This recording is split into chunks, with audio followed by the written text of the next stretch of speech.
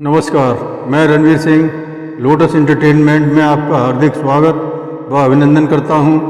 आज मैं आपको महान धनुर्धर एकलव्य के रहस्य के बारे में बतलाऊंगा, जिनके बारे में बहुत कम लोगों को ज्ञात है। कृपया सब्सक्राइब, लाइक व शेयर करें।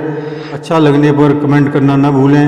आपका प्रोत्साहन ही हमारा बल है। धन्यवाद।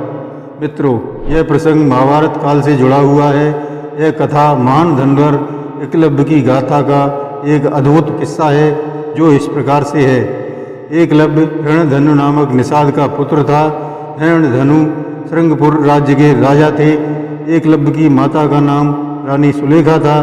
राजा हिरण्यधनु ने अपने पुत्र की अद्भुत धनुर्विद्या देखकर एकलव्य से कहा, पुत्र, तुम हस्तिनापुर जाओ और वहाँ जाकर गुरु द्रोण से शिक्षा प्राप्त करो, तभी तुम महान धनुर्धर बन पाओगे।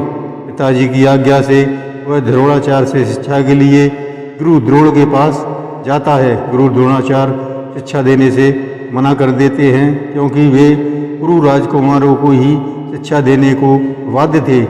एकलव्य निराश नहीं होता और जंगल में रुककर गुरु द्रोण की मूर्ति बनाकर अभ्यास शुरू कर देता है। एक बार जंगल में एक कुत्ते के मुंह बाण भरे देखकर वे काफ़ी चकित होते हैं। वे तुरंत वहां पहुंच जाते हैं जहां एकलव्य अभ्यास में लगा हुआ था। उसकी लगनशीलता देखकर विचार करते हैं, इस प्रकार से तो एकलव्य अर्जुन से आगे निकल जाएगा। गुरु द्रोण एकलव्य से गुरु दक्षिणा में उसका अंगूठा मांग लेते हैं। वह अपना अंगूठा बिना सोचे काटकर गुरु के चरणों में अर्पित कर देता है। यह गुरु भक्ति का अनुपम उदाहरण है। एकलव्य अपने राज्य वापस लौट जाता है। कुछ समय पश्चात पिता की मृत्यु होने पर वह श्रृंगवेरपुर का राजा बनता है।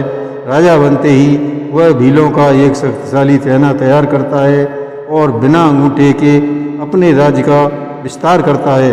उसके राज्य की सीमा हस्तिनापुर मथुरा से लेकर मगध तक फैली हुई थी। एकलव्य ने बिना अंगूठे के ही धनुर्विद्या में पारंगता हासिल कर ली थी। वह किसी भी योद्धा को हराने में पूर्णतया सक्षम था।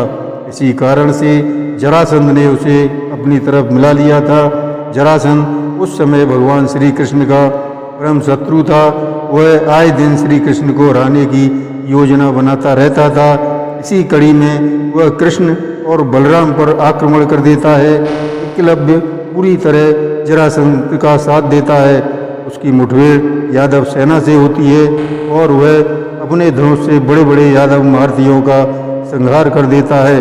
एकलव्य और बलराम का युद्ध देखकर भगवान श्री कृष्ण ने एकलव्य की धनुर्विद्या के कायल हो जाते हैं। फिर कृष्ण ने सोचा, एकलव्य जीवित रहा तो पांडवों के लिए हानिकारक सिद्ध होगा। तब कृष्ण जी इस युद्ध में एकलव्य का वध कर देते हैं। इस प्रकार एक महान योद्धा को वीरगति मिलती है। एकलव्य के बाद उसका एकमात्र पुत्र केतुमान राजा बनता है और महाभारत युद्ध में कौरवों के पक्ष से युद्ध करते हुए भीम से भिड़ जाता है और भीम द्वारा मारा जाता है। श्री कृष्ण जानते थे कि एकलव्य इतना वीर था जो कर्ण और अर्जुन को भी धराशायी कर सकता था, इसलिए कृष्ण ने उसे पहले ही समाप्त कर दिया।